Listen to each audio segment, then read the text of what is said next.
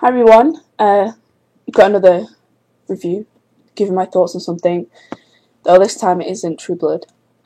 Basically, a friend of mine who's on Pottermore said the first few chapters of Chamber of Secrets were open to the public, and I heard about this because I got sorted into Slytherin House, and it said because Slytherin won the World Cup that you could have access to it 24 hours earlier than everybody else.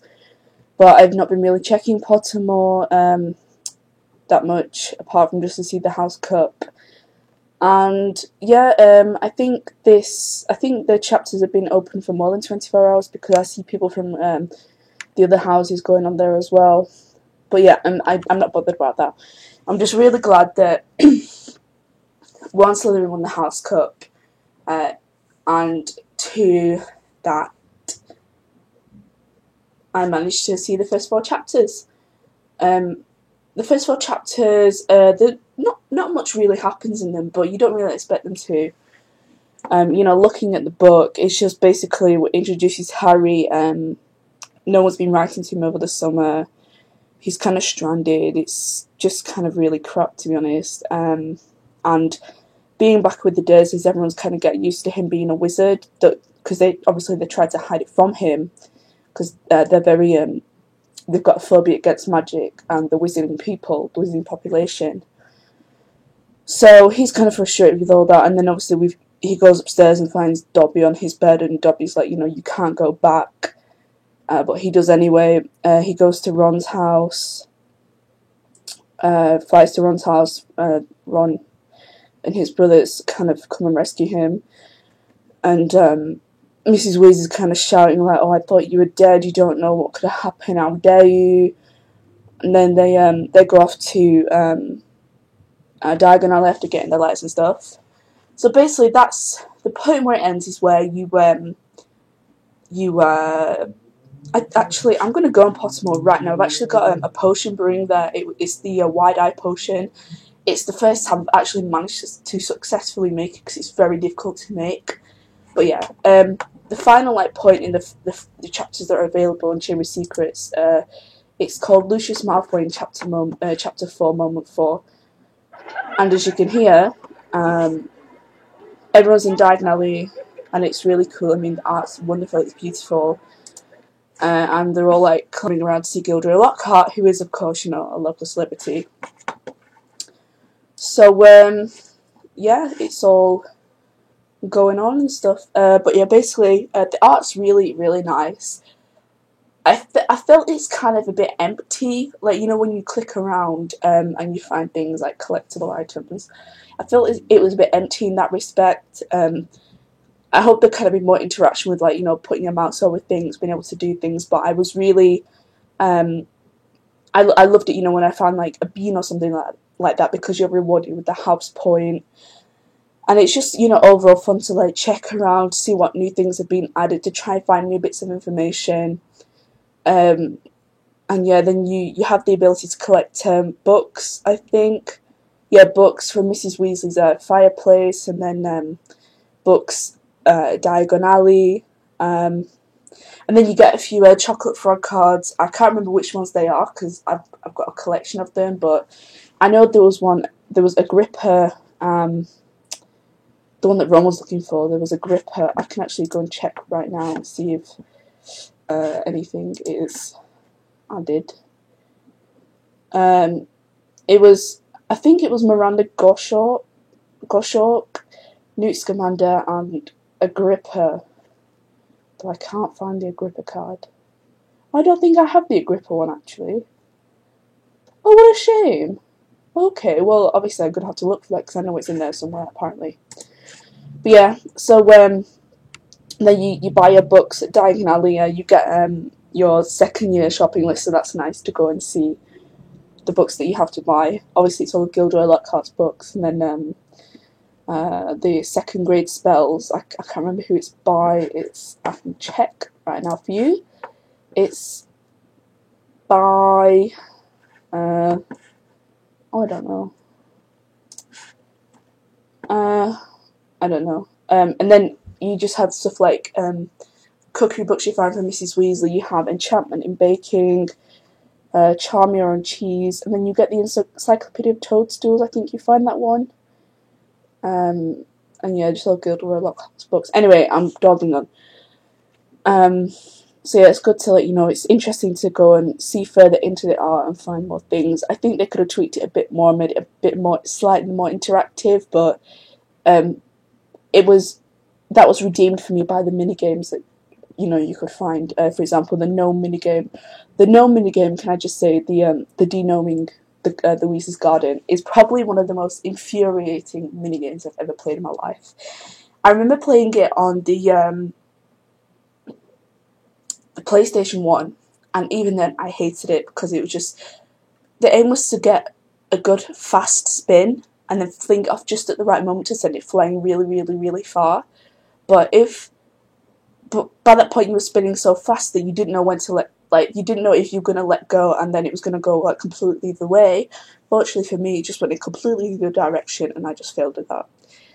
But this one is kind of the same mechanic. The gnomes kind of spin round and round, but it's from a side-scroller point of view. And then you have to get four gnomes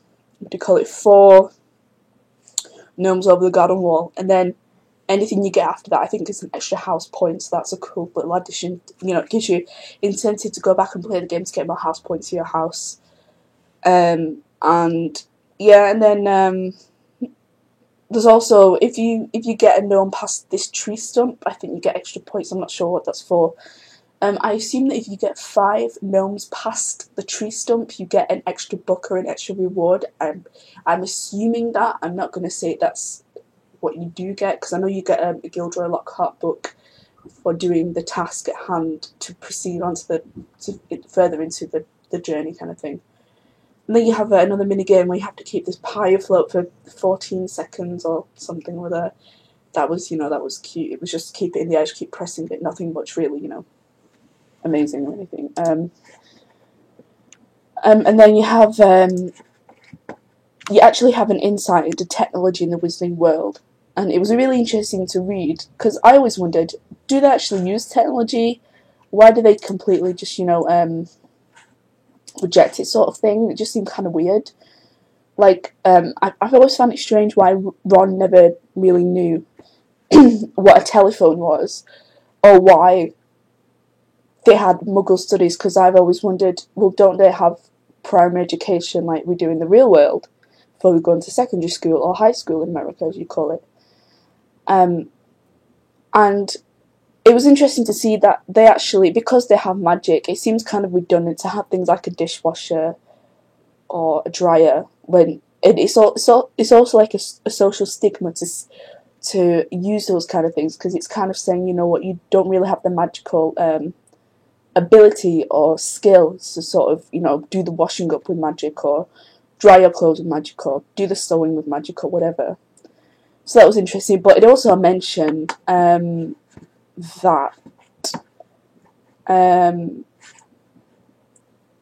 wizards do browse the internet, and I was really surprised. I was really happy to hear that. I was like, oh wow, that is really cool. So I was happy to hear that. It kind of made me laugh a bit. I can just imagine, Ron's dad on the internet or something. I was like, that's so weird. So yeah, I'd actually bring the whole thing up where it says about technology, but I can't quite remember where it is. It's not on this chapter. I think it's on the 3rd chapter. Oh no, Aptune's Pudding. No. I wish they had a kind of button so you could go to all the excerpts, sort of thing. But unfortunately, they don't seem to have that, which is kind of irritating. But maybe they'll fix that, later on. I think it's the Burrow. Is it the Burrow? Yeah, it is. Okay, here we go. Sorry, it's just loading. My computer's very, very slow, trust me. So, technology. Sorry, my slow again. It's still loading. Okay, technology, here we go. Technology. Okay. Okay, so apparently some wizards wanted to set up a BBC, but the BWBC, the British Wizarding Broadcasting Corporation, and that made me laugh. And I always thought, well, why would you have a TV channel for wizards? Because obviously that would, break the vow of secrecy. But then they go on to point, well, Joe goes on to point out that because they have radio stations, then wouldn't it not be a logical step to have TV? But it might sound a bit bigoted and a bit ignorant to say this, but I would have thought that more people watch TV these days than actually listen to the radio. So perhaps that's why. I don't know. But yeah, and then it mentions a Professor Egg, Professor Mordicus Egg, and I think it's a her. I don't know. Who wrote a book called The Philosophy of the Mundane, Why the Muggles Prefer Not to Know. And then it says one thing that the wizard community does use and likes using is cars, because in the olden days they used to use horse-drawn carts, and obviously as Muggles started becoming more interested in automobiles, it would be kind of weird if the wizarding community kept using horse-drawn carts. It wouldn't be practical at all, and it would just make them stick out like a sore thumb, so they kind of had to blend in, and that's why they use cars and stuff. And obviously motorbikes and trains and whatnot. You also have information on the Malfoy history, and even though I'm in Slytherin, I'm not really a big fan of the Malfoy family, not because I dislike them or anything, I just don't really find them that interesting. They're just whatever to me, they're just, the Malfoys. So obviously I'm back in this chapter and I'm trying to find Draco Malfoy. Oh, I think it gives some more information on Draco Malfoy, but that didn't appear. I think once you find excerpt about the Malfoy family, which you get by clicking on Lucius Malfoy, I think you automatically unlock Draco's. But basically it says that Malfoy comes from the Old French Malfoy, which means bad faith. And it says that they were kind of in with the Muggles kind of thing. And I like the fact that they made them seem very sly in the sense that they knew how to work society, but they weren't to the point where they were like, we have to be pureblood, completely pureblood, and we're going to inbreed, because they were sensible enough not to do that. So yeah, there's also another minigame with these envelopes when you're at the Weasley's house. I didn't really get how that worked, but it said you have to click them in the correct order, and if you didn't, it actually made you go back and go and look at a physical copy of the Chamber of Secrets, and it says something about click the envelopes in the order that the food is mentioned, the breakfast food is mentioned in the book. So I looked, I didn't really understand, but I think it's because I didn't really read it properly. So there's a hint to help you if you're not really sure what to do. So that's good, and it was fairly easy. It wasn't anything great. It wasn't anything like Sudoku, mind puzzling, brain killer. It was just simple.